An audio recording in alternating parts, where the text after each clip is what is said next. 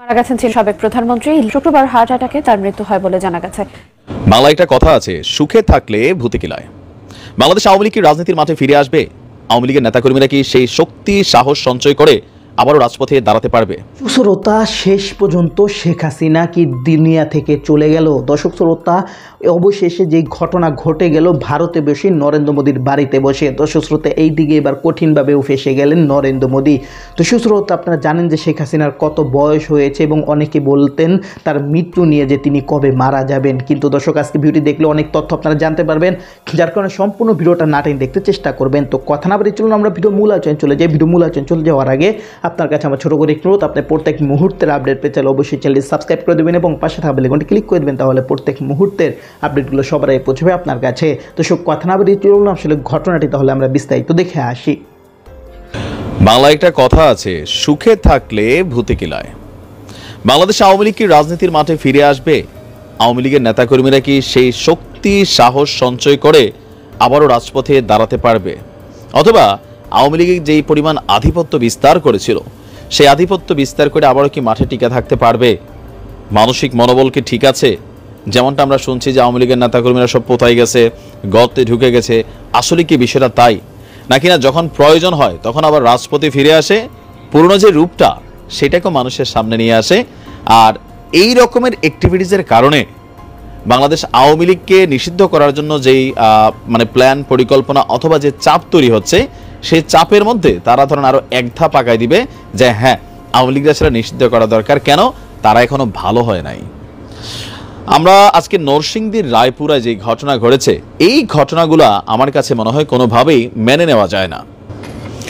নরসিংদীর রায়পুরায় আধিপত্য বিস্তারকে কেন্দ্র করে আওয়ামী লীগের দুই গ্রুপের সংঘর্ষের ঘটনা ঘটেছে। আপনি চিন্তা করেন যে এখনো আধিপত্য বিস্তার নিয়ে চিন্তা ভাবনা করে। তবে এই খেলাতে এখন বিএনপিও লিপ্ত হয়ে গেছে।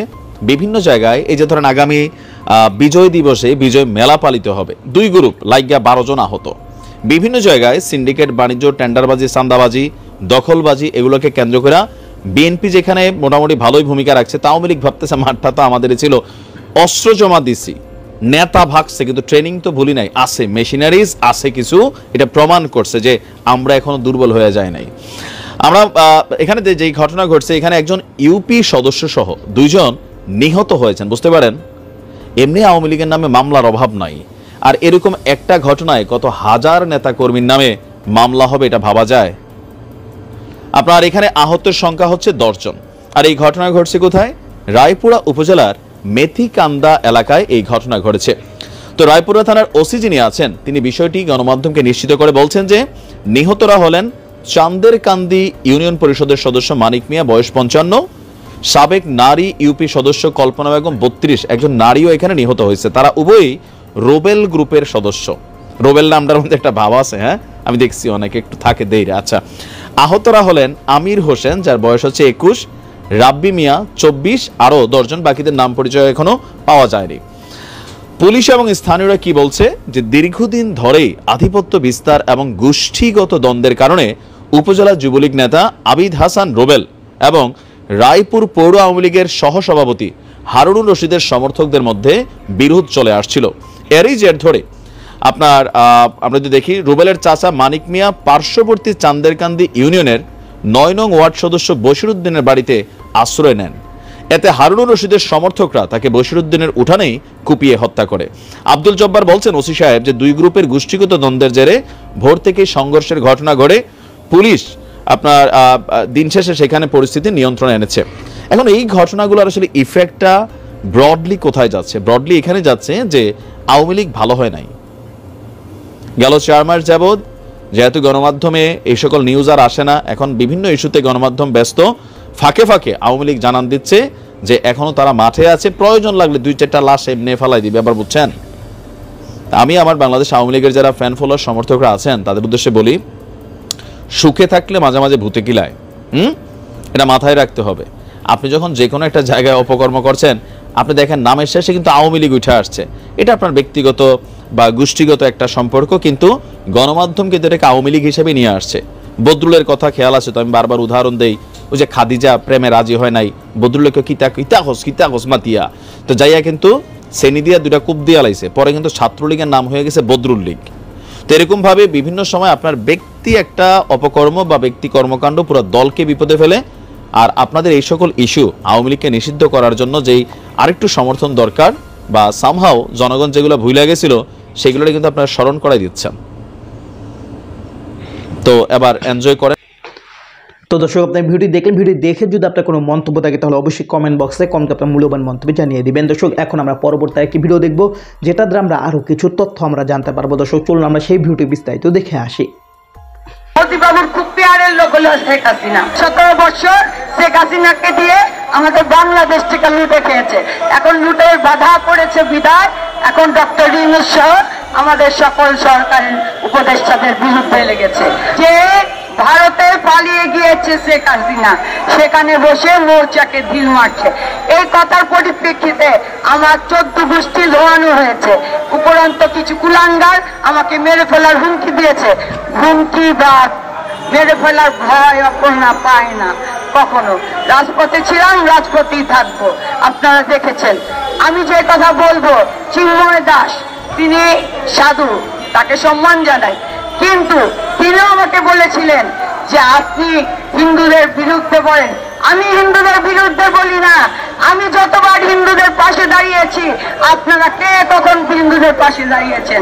17 বছর প্রতিটা হিন্দুর উপর নির্যাতন হয়েছে, তখন কোথায় ছিলেন? এই কথা আমি আরো 2 মাস আগে বলেছিলাম। বাংলাদেশে বর্ডারের কাছে এসে বক্তব্য রাখছে, আজকে তিনি রপ্তানি বন্ধ করবে বলছে, পেঁয়াজ রসুনের কথা বলছে।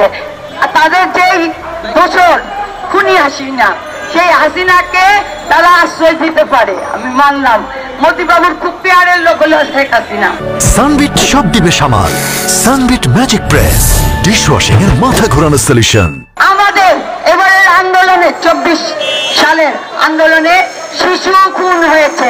সেই 2024-এ শিশুদের খুনের হত্যার বিচার চাই। হুকুমের আসামি শেখ হাসিনার বিচার চাই, বিচার চাই। আমাদের 17 বছর ইলিয়াস আলী, চৌধুরী আলম সহ হাজারো হাজারো সন্তানের বাবা পিতা হারিয়েছে, যাদের গুম হয়েছে, আমরা এখন লাশ ফিরে পাইনি। তাই শেখ হাসিনার বিচার চাই। আমি যে কথা বলেছিলাম যে শেখ হাসিনা ভারতে এসে আমাদের দেশে ষড়যন্ত্র চালাচ্ছে, তখন আপনারাও হেসেছেন। যেই মহিলা কি বলে, আজকে 2 মাস পরে পাচ্ছেন ষড়যন্ত্রের বন্ধ। যেই মোদিবাবু এত বড় বড় কথা বলেন, সেই মোদিবাবু ব্যর্থ হয়েছেন কূটনীতিবিদদের নিরাপত্তা দিতে। যেই মোদিবাবু হিন্দুত্ববাদ নিয়ে বড় বড় কথা বলেন, সে ভারতে হিন্দুদের নিরাপত্তা দিচ্ছে না। আপনি দেখেন তথাগত রায়ের বক্তব্য শুনেন, মোদিবাবু শুভেন্দুরা কি করছে, তারা তাদের ভারতটাকেই লুটে ফুটে খাচ্ছে।